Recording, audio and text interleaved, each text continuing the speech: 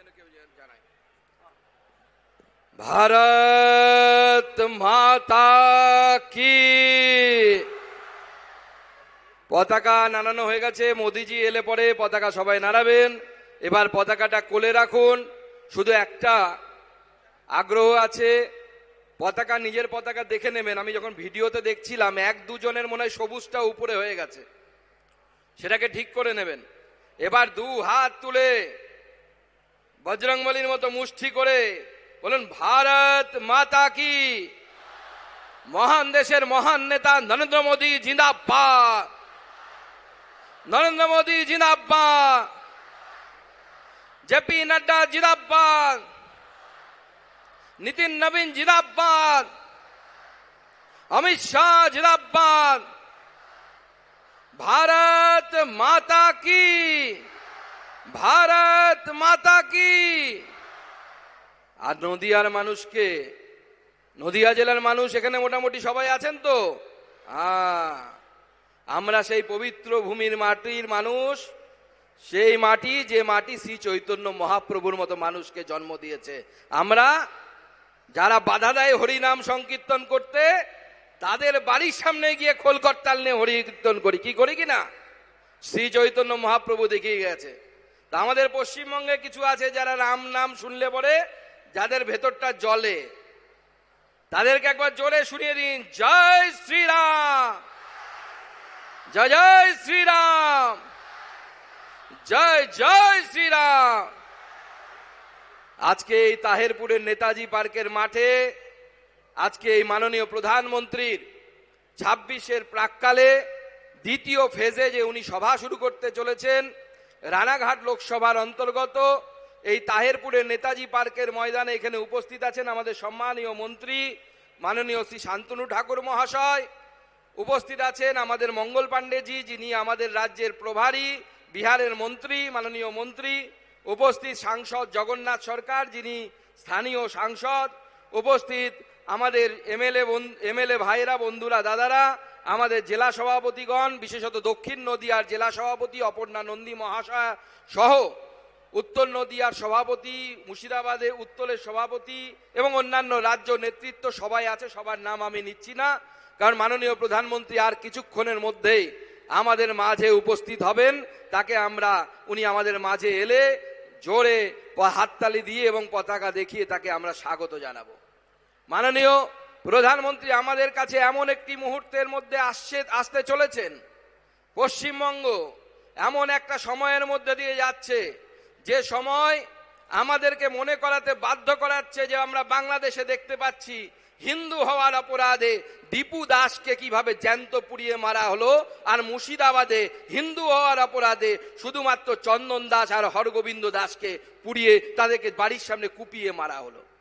অনেকে ভাবছেন যে বাংলাদেশ অনেক দূরে, আমাদের বিপদ নেই, কিন্তু মনে রাখবেন বাংলাদেশে যারা দীপু দাসকে জিন্দা জ্বালিয়েছে আর যারা হরগোবিন্দ দাস আর চন্দন দাসকে বাড়ির সামনে কুপিয়েছে, তারা একই মানসিকতার মানুষ। অর্থাৎ মুর্শিদাবাদ আর বাংলাদেশের মধ্যে বেশি দূরত্ব নেই। এটা হচ্ছে মমতা বন্দ্যোপাধ্যায়ের অবদান, তিনি এই রাজ্যকে এই জায়গায় পৌঁছে দিয়েছেন। আজকে সেই সরকারকে আমরা উৎখাত করার মন্ত্র নেব। কি উৎখাত করা উচিত কিনা এই সরকারকে? উচিত কিনা কি মনে হয় আপনাদের? আজকে সেই পরিস্থিতিতে মাননীয় প্রধানমন্ত্রী আমাদের সামনে আসছেন, আমাদেরকে মার্গদর্শন করবেন। আর যে সময় মাননীয় প্রধানমন্ত্রী আসছেন, এই সময় পশ্চিমবঙ্গ সহ ভারতবর্ষের 12টি রাজ্যে এসআইআর হচ্ছে। এসআইআর নির্বাচন কমিশনের বিষয়, এসআইআর নির্বাচন কমিশন করছে, 12টি রাজ্যে হচ্ছে, কোথাও কোনো ট্যাফু নেই। মমতা বন্দ্যোপাধ্যায় এখানে চিৎকার করছেন, মমতা বন্দ্যোপাধ্যায় বলছেন কারো নাম বাদ দেব না। আমি মাননীয় মুখ্যমন্ত্রীকে স্পষ্ট বলতে চাই, ভারতীয় মুসলিমরা ভারতবর্ষের নাগরিক, বাংলাদেশ থেকে আসা উদ্বাস্তু হিন্দু তাদেরকে আমরা নাগরিকত্ব দিয়েছি, আগামী দিনেও দিব, কেউ আটকাতে পারবে না। মমতা বন্দ্যোপাধ্যায় বলেছিল সিএ মানি না, মমতা বন্দ্যোপাধ্যায়ের বুকের উপরে সিএ হচ্ছে, সিএ এর মাধ্যমে আমরা নাগরিকত্ব উদ্বাস্তুদেরকে দেব। দেখি কে আটকায়, কারো দম নেই আটকানোর। নরেন্দ্র মোদীর আইনসভা, নরেন্দ্র মোদীর নেতৃত্বে আমরা সিএ এর আইন পাশ করেছি। আজকে মতুয়া সমাজকে মমতা বন্দ্যোপাধ্যায় ভুল বুঝিয়েছিলেন। মনে করুন আপনারা যখন সিএ প্রথম পাশ হয়েছিল, সিএ পাশ হওয়ার সময় মুখ্যমন্ত্রী বলেছিলেন আপনারা সিএ তে কেউ অ্যাপ্লিকেশন করবেন না। যারা ভুলে গেছেন গুগলে সার্চ করে দেখুন, এখনো মমতা বন্দ্যোপাধ্যায়ের সেই ভিডিও আপনারা পাবেন। বলেছিলেন আমরা সবাই নাগরিক, কাউকে সিএ তে ফর্ম ফিল আপ করার দরকার নেই, মমতা বন্দ্যোপাধ্যায় বলেছিলেন। আর আজকে কি হচ্ছে? যে সমস্ত উদ্বাস্তু বন্ধুরা যারা তৃণমূল কংগ্রেস করে বা অন্য রাজনৈতিক দল করে, তারা মমতা বন্দ্যোপাধ্যায়ের কথায় বিশ্বাস করে, তারা সিএ তে ফর্ম ফিল আপ করেননি সঠিক সময়ে। আজকে সিএ তে ফর্ম ফিল আপ না করার জন্য সঠিক সময়ে বা না করার জন্য সম্পূর্ণভাবে যারা করেনি, তাদের নাম যদি এসআইআর থেকে বাদ যায়, এই দায় কি মমতা বন্দ্যোপাধ্যায় আপনি নেবেন না? আপনাকে নিতে হবে। কেন মানুষকে মিথ্যে কথা বলেছিলেন তখন বলেছিলেন সবাই নাগরিক। আজকে আপনি বলছেন কেন বাদ যাবে? আপনার কথায় অনেক মানুষ সেই সময় সিএ তে অ্যাপ্লিকেশন করেনি। আমি তাদেরকে অনুরোধ করব, যারা মমতা বন্দ্যোপাধ্যায়ের কথায় বিশ্বাস করে যারা সিএ তে অ্যাপ্লিকেশন করেননি, তারা আসুন, আমরা সবাই মিলে নবান্নের সামনে যাব আর মমতা বন্দ্যোপাধ্যায়কে জিজ্ঞেস করব কেন মিথ্যে কথা বলেছিলেন, কেন মিথ্যে প্রতিশ্রুতি দিয়েছিলেন আমাদেরকে যে আমরা সবাই নাগরিক, আমাদের সিএ তে ফর্ম ফিল আপ করার দরকার নেই। মমতা বন্দ্যোপাধ্যায় ভেবেছেন বারবার মিথ্যে কথা বলে পার পেয়ে যাব। কালকেও দেখছি বিজিবিএস না কি একটা হয়, গ্লোবাল সামিট, সেখানে নাকি উনি বিজনেসম্যানদেরকে ডেকে উনি বলছেন, কি বলছেন, 2 কোটি লোককে নাকি উনি চাকরি দিয়েছেন। 2 কোটি লোক পশ্চিমবঙ্গে চাকরি পেয়ে গেছে। 2 কোটি লোক মানে পশ্চিমবঙ্গে প্রায় 7 কোটি ভোটার আছে। তার মানে প্রতি 7 জন ব্যক্তির মধ্যে প্রায় 2 থেকে 3 জন করে চাকরি পেয়েছেন। এখানে 7 জন লোক পাশাপাশি বসে আছেন। জিজ্ঞেস করুন তো আপনাদের পরিবারের কেউ, আপনাদের প্রতিবেশীর পরিবারের কেউ চাকরি পেয়েছে? খুঁজে পাওয়া যাবে কাউকে চাকরি পেয়েছে? খুঁজে পাওয়া যাবে? খুঁজে পাওয়া যাবে না। চাকরিটা কারা পেয়েছে? তৃণমূল কংগ্রেসের নেতার ছেলে পেয়েছে, তৃণমূল কংগ্রেসের নেতার মেয়েরা পেয়েছে। তারা চুরি করে চাকরি বিক্রি করেছে। আর আমাদেরকে মুখ্যমন্ত্রী কি আইডিয়া দিচ্ছেন, বলে বাড়িতে বউ আছে, তাকে আমি লক্ষ্মীর ভান্ডার দিই, সেই 1000 টাকার লক্ষ্মীর ভান্ডার দিয়ে ঘুগনি বানাবেন আর সেই ঘুগনি বিক্রি করবেন, অনেক টাকা রোজগার করবেন। মাননীয় মুখ্যমন্ত্রী, ঘুগনি বেচে যদি টাকাই রোজগার হয়, কোটিপতি হওয়া যায়, তাহলে আপনার ভাইপো গরু বিক্রি করে কেন? আপনার ভাইপো কয়লা বিক্রি করে কেন? আপনার লোকেরা চাকরি বিক্রি করে কেন? সেই জবাব দিন আপনারা। সেই জবাব দেওয়ার দরকার আছে যে আপনার লোকেরা আমাদের জন্য, আমাদের মতো মধ্যবিত্ত গরিব নিম্ন পরিবারের মানুষ যারা আছেন পশ্চিমবঙ্গের, তারা বেচবে ঘুগনি, আর আপনার ভাইপো চাকরি বেচে আমেরিকা যাবে চিকিৎসা করার জন্য।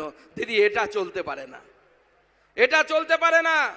আপনি মাননীয় মুখ্যমন্ত্রী একের পর এক মিথ্যে কথা বলে যাচ্ছেন। আপনি 26,000 লোকের চাকরি খেয়ে নিলেন। আপনি 26,000 লোকের চাকরি খেয়ে সাধু সাজার চেষ্টা করেছেন, বিজেপি আর সিপিএম মিলে চাকরি খেয়ে নিয়েছে। আরে চাকরি চুরি করছে আপনার নেতা, বিক্রি করছে আপনার নেতা, টাকা পাওয়া যাচ্ছে আপনার নেতার বান্ধবীর বাড়ি থেকে, আর দোষ দিচ্ছেন বিজেপিকে। বিজেপি ইডি সিবিআই কাউকে ধরলে পরে বলছেন বিজেপি রাজনীতি করছে। আপনি বান্ধবীর ঘরে, আপনার নেতারা বান্ধবীর ঘরে টাকা লুকিয়ে রাখবেন আর আমরা ছেড়ে দেব, এটা হতে পারে না। আপনার বান্ধবী সমেত আপনার নেতাদেরকে জেলে ঢুকতে হবে, সেই ব্যবস্থা নরেন্দ্র মোদী সরকার করবে। কারণ আমরা নরেন্দ্র মোদীর ভক্ত, এই ব্যাপারে শক্ত। না খাউঙ্গা না খানে, না খানে, না খানে, না খানে, না খানে দুঙ্গা, না খাউঙ্গা না খানে দুঙ্গা, এই নীতিতে বিশ্বাস করি আমরা। তাই নরেন্দ্র মোদী সরকার দীর্ঘদিন ধরে, একটি মানুষ কত বছর ধরে গুজরাটের মুখ্যমন্ত্রী, তারপরে ভারতবর্ষের প্রধানমন্ত্রী, সেই ভারতবর্ষের প্রধানমন্ত্রী হওয়া অবস্থাতে তার বিরুদ্ধে দুর্নীতির অভিযোগ করার, আঙুল তোলার একটি লোক পর্যন্ত ভারতবর্ষে নেই। এটা নরেন্দ্র মোদী সরকার। এই নরেন্দ্র মোদী সরকার ভারতবর্ষকে বিকশিত ভারতবর্ষ তৈরি করার দিকে এগিয়ে অগ্রসর হচ্ছে নিয়ে, এবং সেই বিকশিত ভারতবর্ষ যদি সম্ভব হবে না, যদি না পশ্চিমবঙ্গ বিকশিত পশ্চিমবঙ্গ তৈরি হয়, তাই আগামী 26-এর নির্বাচনে নরেন্দ্র মোদীর সরকার পশ্চিমবঙ্গে প্রতিষ্ঠা করতে হবে, সেই প্রতিজ্ঞা নেওয়ার জন্য আমরা এখানে এসেছি। আমরা সকলে মিলে তৈরি হয়েছি তার জন্য। মমতা বন্দ্যোপাধ্যায়ের লোকেরা কি করবে? আমাদেরকে ভয় দেখাবে, মারবে। আমি জানি নদিয়াতে এই ধরনের পরিস্থিতি বিভিন্ন জায়গায় আছে। আমি তাদেরকে একটা কথাই বলবো, চোখে চোখ রেখে লড়াই করুন, ইটের জবাব পাথর দিয়ে দিন। ভারতীয় জনতা পার্টির নেতৃত্ব আপনাদের সাথে আছে, আপনাদের সাথে কাঁধে কাঁধ মিলিয়ে আমরা লড়াই করব। আমরা কাঁধে কাঁধ মিলিয়ে লড়াই করব এবং 26-এ বাংলার মানুষের নার্ভ, আমরা যারা বুঝি, যারা মাঠে ঘাটে ঘুরে বেড়াই, আমরা যারা সর্বত্র বিচরণ করি, তারা বুঝতে পারছি বাংলার মানুষ ঠিক করে নিয়েছে এইবার পগার পার। এইবার পগার পার মানে বোঝেন তো কি? এইবার দিদিকে আমরা রিটায়ারমেন্টে পাঠাবো, শ্রদ্ধার সাথে পাঠাবো, চিন্তা নেই। আমরা ভারতীয় জনতা পার্টি মারপিট গুন্ডামি করি না। 202 সিটে আমাদের মঙ্গল পাণ্ডেজি যে বিহার থেকে আসেন, সেই বিহারে 202 সিট জিতে আমরা সরকার করেছি। কোথাও কোনো বিরোধী দলের, ওখানে তৃণমূল কংগ্রেস নেই, কংগ্রেস আছে, আরজেডি আছে, ভিআইপি পার্টি আছে, আরো অনেক ছোট ছোট পার্টি আছে আমাদের বিরোধী। কোথাও কোনো কর্মীর বাড়ি ভাঙা হয়নি, কোথাও কোনো কর্মীর বাড়ির মহিলাদের সাথে অশ্লীল আচরণ হয়নি, কাউকে গালিগালাজ করা হয়নি, কারো বাড়ির সামনে গিয়ে জয় বাংলা করে চিৎকারও করা হয়নি। আর আজকে তৃণমূল কংগ্রেস কি করছে? জয় বাংলা করে চিৎকার করতে করতে মুর্শিদাবাদের মতো পরিস্থিতি তৈরি করছে। তাই আমাকে যখন ওরা বলে জয় বাংলা, আমি ওদেরকে বলি লুঙ্গি সামলা। ওরা যখন আমাকে জয় বাংলা বলে, সেদিন লোকসভা রাজ্যসভাতে চিৎকার করছে জয় বাংলা। আমি বলি জয় বাংলা তো লুঙ্গি সামলা আগে। এই লুঙ্গি যদি সামলাতে না পারো, তাহলে আগামী দিনে মমতা বন্দ্যোপাধ্যায় মুখ্যমন্ত্রী থাকতে পারবেন না। মমতা বন্দ্যোপাধ্যায় কেউ, কোনো ব্যানার্জি চ্যাটার্জি কেউ মুখ্যমন্ত্রী থাকতে পারবে না। তাই এখন থেকে হুঁশিয়ার হয়ে যাও, যারা দেশপ্রেমিক, যারা ভারতবর্ষকে ভালোবাসে, ভারতবর্ষের সংবিধানকে ভালোবাসে, তাদের সাথে ভারতীয় জনতা পার্টি আছে। কিন্তু যারা স্বপ্ন দেখে যে ভারতবর্ষকে গাজওয়াতুল হিন্দ করব, তাদেরকে পরিষ্কার বলে দিই যে তারা এই স্বপ্ন দেখছে যতক্ষণ ভারতীয় জনতা পার্টির একজন কর্মী বেঁচে আছে, শেষ রক্তবিন্দু পর্যন্ত লড়াই করব আমরা ছাড়বো না। আমরা লড়াই করে তাদেরকে সেই বাধা দেব।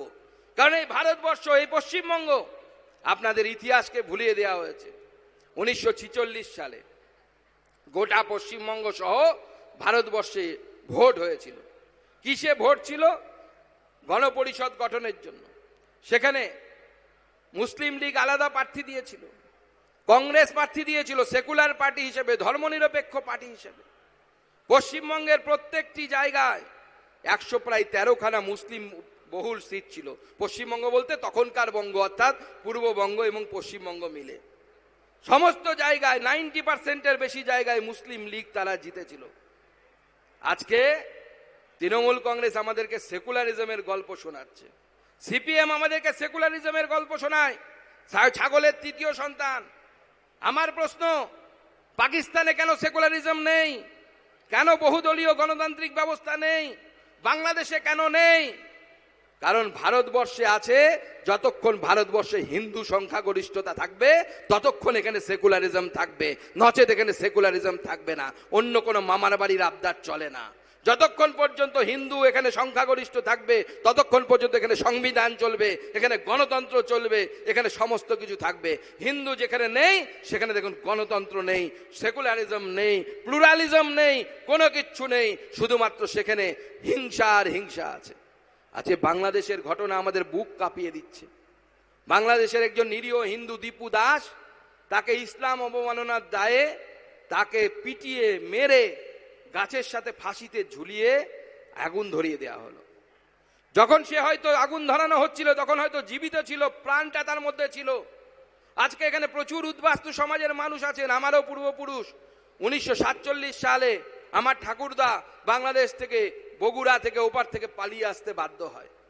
জমি জায়গা সব ছেড়ে এপারে চলে আসতে বাধ্য হয়।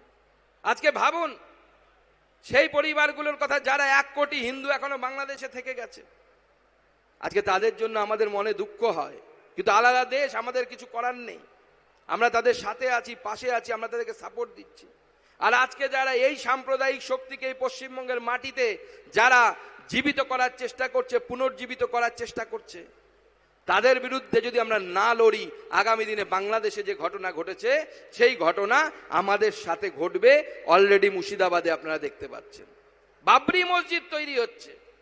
মনে হয় বাবর মনে হয় নোবেল নিয়ে এসেছিল মনে হয় বিশ্বে, ভারতবর্ষের জন্য। আরে তাসখন থেকে এসেছিল একটা বহিরাগত লোক, সে এসে বাবরি মসজিদ তৈরি করছে। আমি পরিষ্কার বলে দিচ্ছি, বাবর যদি আসে তাহলে ছত্রপতি শিবাজিও আসবে, লড়াই হবে, চোখে চোখ রেখে লড়াই হবে, এবং রাম মন্দিরও হবে।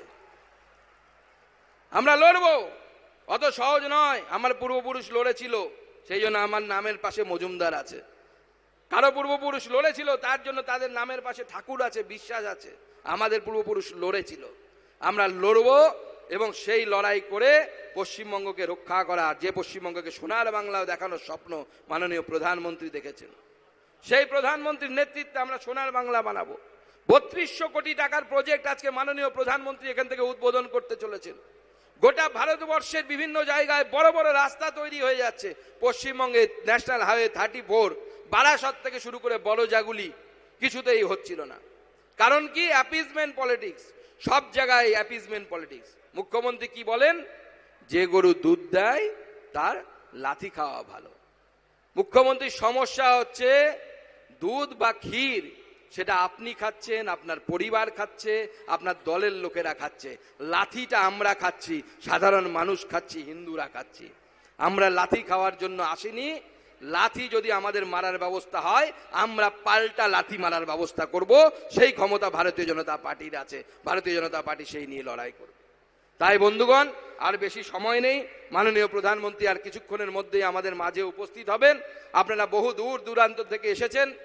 আমি সবাইকে আমার তরফ থেকে গৈরিক অভিনন্দন জানাই। আমাদের বুথ সভাপতি যারা আছেন, আমাদের শক্তি কেন্দ্রের প্রমুখ, মণ্ডল সভাপতি, জেলার বিভিন্ন পদাধিকারী যারা নিচে আছেন, যারা ভারতীয় জনতা পার্টির আসল শক্তি, আপনারা নিচে লড়াই করেন বলে আমরা মঞ্চে বসার সুযোগ পাই। তাদের সকলের চরণে আমি আমার নমস্কার জানাই, আমার প্রণাম জানাই। আপনারাই আমাদের শক্তি, আপনারাই ভারতীয় জনতা পার্টির শক্তি। তাই ভারতীয় জনতা পার্টি থেকে কোনো নেতা চলে গেলে ভারতীয় জনতা পার্টির শক্তি ক্ষুণ্ণ হয় না। কারণ ভারতীয় জনতা পার্টি কর্মী নির্ভর পার্টি, ক্যাডার নির্ভর পার্টি। ক্যাডারই আমাদের সব কথা, আমাদের কর্মীরাই শেষ কথা। এবং আপনাদের কথা মতো, আপনাদের ইচ্ছে মতো পশ্চিমবঙ্গে 26-এ সরকার তৈরি হবে। শুধু তাই নয়, সেই সরকার আপনাদের কথা মতো কাজ করবে। আপনারা যেটা চাইবেন সেটা হবে, আপনারা যেটা বলবেন সেটা হবে। সেটা নরেন্দ্র মোদীর সরকার হবে, কর্মীদের সরকার হবে। কি সরকার চান? এরকম চান? কারা চাইছে? কেউ তো চাইছে না বলছে।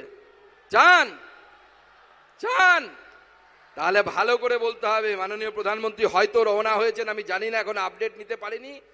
জোরে ওনার অবধি যেন আওয়াজ পৌঁছয়, সেইভাবে আমার সাথে বলুন, হাত জোর করে, ভারত মাতা কি, ভারত মাতা কি, ভারত মাতা কি, জয় শ্রীরাম। মহান দেশের মহান নেতা নরেন্দ্র মোদী জিন্দাবাদ। মহান দেশের মহান নেতা নরেন্দ্র মোদী জিন্দাবাদ। নরেন্দ্র মোদী জিন্দাবাদ। বিজেপি জিন্দাবাদ। বিজেপি জিন্দাবাদ। বন্দে মাতরম। বন্দে মাতরম। আকাশ বাতাস কাঁপিয়ে বলো, বন্দে মাতরম। বন্দে মাতরম। বন্দে মাতরম। ভারত মাতা কি। সবাইকে অসংখ্য ধন্যবাদ। ভালো থাকবেন এবং আগামী দিনে লড়াইয়ের জন্য প্রস্তুত থাকবেন। যেখানে লড়াই করবেন সেখানে আমাদেরকে পাবেন। সুকান্ত মজুমদার আছে, আমাদের সকল নেতৃত্ব আছে, রাজ্য সভাপতি থেকে শুরু করে সকল নেতৃত্ব আপনাদের কাঁধে সাথে কাঁধে কাঁধ মিলিয়ে রাস্তায় থাকবে, মাঠে থাকবে, ময়দানে থাকবে। আর তৃণমূল নামক ভূতকে এবার আমরা রাম নামের মন্ত্র দিয়ে তাড়িয়ে ছাড়বো। সেই জন্য সবাই প্রস্তুত হন। সবাইকে নমস্কার, ধন্যবাদ, ভালো থাকবেন।